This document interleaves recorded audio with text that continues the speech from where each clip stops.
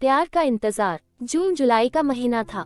मैं अपने कुछ दोस्तों का इंतजार करते हुए एक छोटे से रेलवे प्लेटफॉर्म पर बैठा था। काफी देर हो गई, पर दोस्तों का न तो फोन आया और न ही वो फोन करने पर कोई रिस्पांस कर रहे थे। मन में ये बार बार विचार आ रहा था, उनका इंतजार करूं या न करूं। हल्की रिमझिम बरसात होने लगी। मैं अपनी छतरी खोलकर एक बगल खड़ा हो गया। उसी वक्त प्लेटफॉर्म पर ट्रेन आकर रुकती है। बस मैं एक टक वहां पर हो रहे हर चहल पहल को निहार रहा था। एक एक करके सारे यात्री ट्रेन से नीचे उतरते हैं। लगभग सारे लोग ट्रेन से उतर चुके होते हैं। अब मैं भी सोच लिया, मुझे भी यहाँ से चलना चाहिए। उसी समय ट्रेन से एक परी जैसी खूबसूरत लड़की अपना सामान लेकर उतरती है और पानी में भीगते हुए भागकर मेरी छतरी में आ जाती है। मैं बस एक टक उसकी तरफ देखता रहा। वो कहती है कि क्या आप मुझे बाहर रिक्शे तक छोड़ देंगे? अमन कहता है हाँ क्यों नहीं, चलिए। लड़की कहती है कि मैं आपसे बात कर रही हूँ, आप मुझे बाहर रिक्शे तक छोड़ देंगे? अमन उसकी तरफ देखते हुए कहता है जी हाँ छोड़ दूंगा, चलिए। अमन लड़की के साथ रेलवे स्टेशन से बाहर आता है।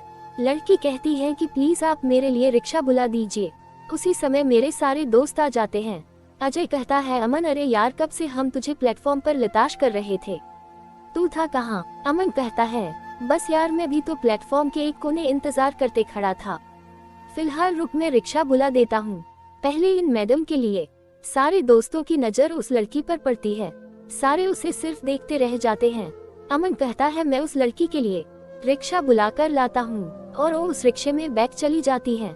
रोहन कहता है यार क्या मस्त लड़की थी। अजय कहता है हाँ यार उसे देखकर मेरा दिल अभी भी धक धक कर रहा है। यार अमन वो कौन थी? रोहन कहता है उसका नाम क्या है? अमन कहता है मुझे कुछ नहीं पता। अजय क्या? अमन हाँ मुझे वो तो प्लेटफॉर्म पर मिली। अजय तूने उसका नाम भी नहीं पूछा? अमन नहीं। रोहन चिट यार तू हमेशा ऐसा ही करता है। चल अभी यहाँ से अगर लेट हो गए तो हॉस्टल में एंट्री भी नहीं मिलेगी। हम सभी वहाँ से हॉस्टल चले जाते हैं। हॉस्टल के कमरे में हम 4 लोग लेटे हुए होते हैं। शायद सभी गहरी नींद में सो रहे हैं क्योंकि सभी की आंखें बंद हैं, पर मैं अभी भी जग रहा हूँ। मैं जब भी अपनी आंखें बंद करता सिर्फ उस लड़की का चेहरा हर बार मेरे सामने होता। मैं सिर्फ और सिर्फ उसी के बारे में सोच रहा था। न जाने मुझे क्या हो गया था, आज पहली बार किसी लड़की को देखने के बाद ऐसा महसूस हो रहा था। बस बिस्तर पर करवट बदलते कब सुबह हो गई कुछ समझ नहीं आया। मैं अपने दोस्तों के साथ क्लास में बैठा होता हूँ। टीचर ब्लैक बोर्ड पर मैथ पढ़ा रहे होते हैं और फिर क्लास के डोर पर एक आवाज आती है। लड़की कहती है sir may I come in? Teacher show new admission. लड़की यस सर। और मेरी नजर उस लड़की पर पड़ती है। अरे वाह, ये तो वही लड़की है जो मुझे रेलवे प्लेटफॉर्म पर मिली थी। क्लास के सभी मंचलों की निगाहें उस लड़की पर फेविकोल की तरह चिपक जाती है। बस वो क्लास के पहली रो में मेरे बेंच पर मेरे साथ बैठ गई और एक बार मैं फिर उसके चेहरे की ओर निहारता रह गया। Teacher Aman Aman Aman yes sir. Sorry sir. Teacher Aman इसका कॉलेज में न्यू एडमिशन हुआ है, इसे अपनी नोट दे देना चैप्टर कंप्लीट करने के लिए।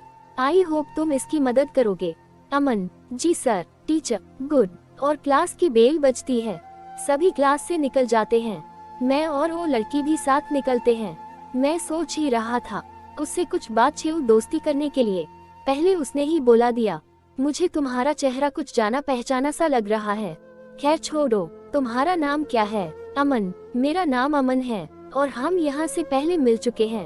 लड़की क्या? अमन हाँ, कल तुम्हें रेलवे प्लेटफॉर्म पर जो छतरी को शेयर करने में हेल्प किया था ओ मैं ही हूँ। लड़की ओ सॉरी, मैं पहचान ही नहीं सकी। तो तुम मेरी मदद ले लिए। ऑलवेज टकरा रहे हो, सो थैंक्स। अपने गोरे हाथों को मेरी तरफ बढ़ा देती है। आज से पहले मैंने कभी भी किसी लड़की से हाथ नहीं मिलाया था। आज मुझे मन ही मन बहुत खुशी हो रही है। उसके हाथों को छूते ही मेरे शरीर में एक लहर सी दौड़ गई। आज मैंने पहली बार किसी लड़की से दोस्ती वाला हाथ मिलाया है। लड़की आज से हम दोस्त हो गए। अमन आपने अपना नाम नहीं बताया।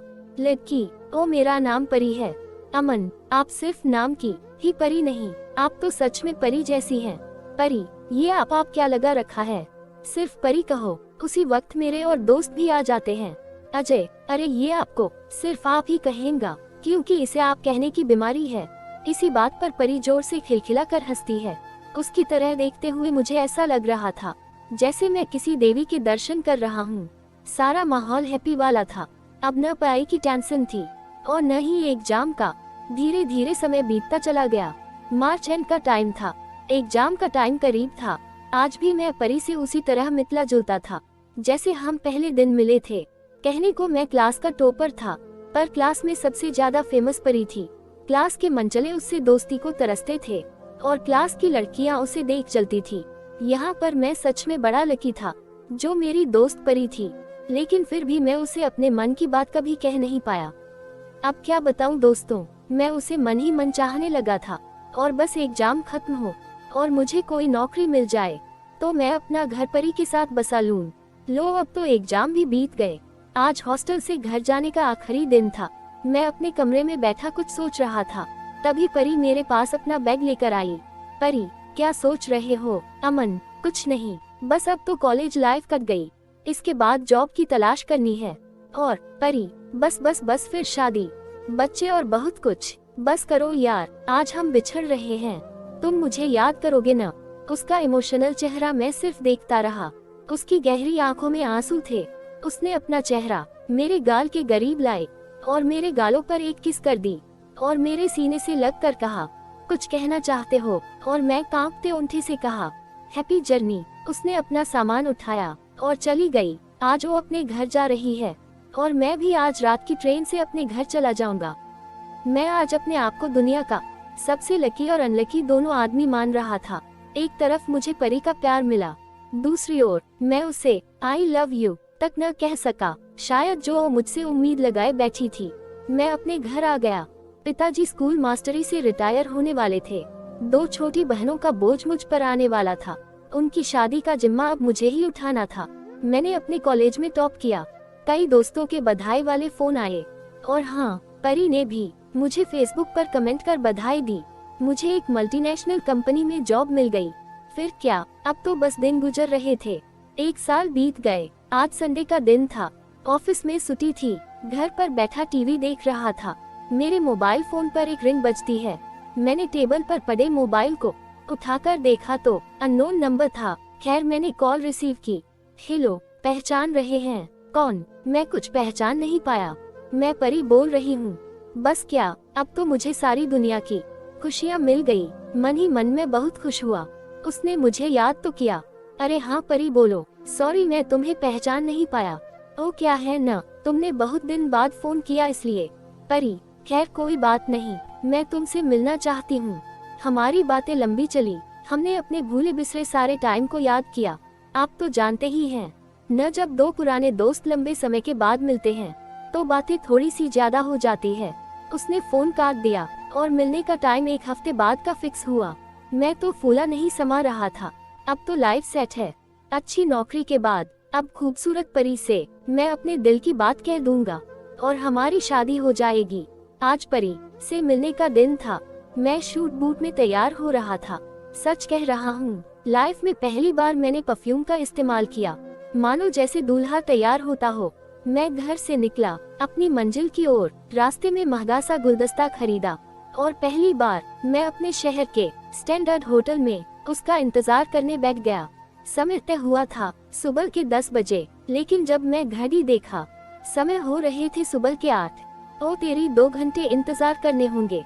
मैं होटल के चेयर पर बैठा मन ही मन सोच रहा था, आज मैं परी को ऐसे प्रपोज करूंगा कि उसे अपने दिल की बात सारी बता दूंगा और वो मान जाएगी। मेरी और परी की शादी होगी, बच्चे होंगे। लेकिन कमबख्त न जाने कहां से बार बार वेटर मेरे पास आता और कहता, सर कुछ लाऊं आपके लिए? अभी नहीं, कोई आने वाला है, उसी का इंतजार कर रहा हूँ।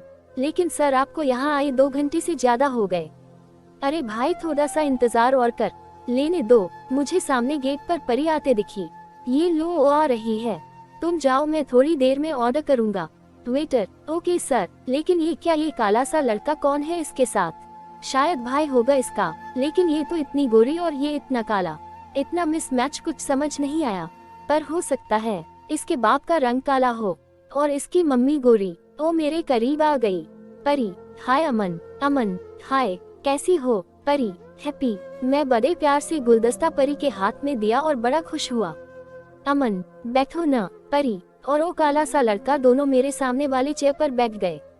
परी, पहले इनसे मिलो, इनका नाम जयेश है और ये मेरे मंगेतर हैं। सॉरी मैं तुम्हें अपने सगाई में न बुला सकी, पर शादी में तुम्हें जरूर आना होगा। बस ये सुनते ही मेरे कदमों के नीचे की जमीन खिसक गई। जयेश, अरे भाई, हम इतनी दूर से तुम्हें मिलने आए हैं, कुछ ऑर्डर नहीं करोगे? अमन, हाँ हाँ जरूर करूँगा। जयेश, भाई ये तुम्हारी तारीफ बहुत करती है, कहती है तुम बड़े भोले भाले इंसान हो, तुमने पढ़ाई में परी की बहुत मदद की थी। परी ने वेटर को बुलाकर ऑर्डर किया।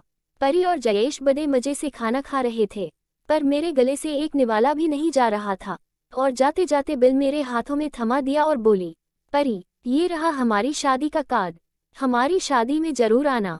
दोनों उठकर चले गए और मैं उनकी शादी का कार्ड हाथ में लिए उनकी ओर देखता रह गया। मेरे सारे अरमानों पर पानी फिर गया। एक इंतजार ने परी को मेरे करीब ला दिया था और इस दूसरे इंतजार ने मुझसे बहुत दूर भेज दिया। समाप्त।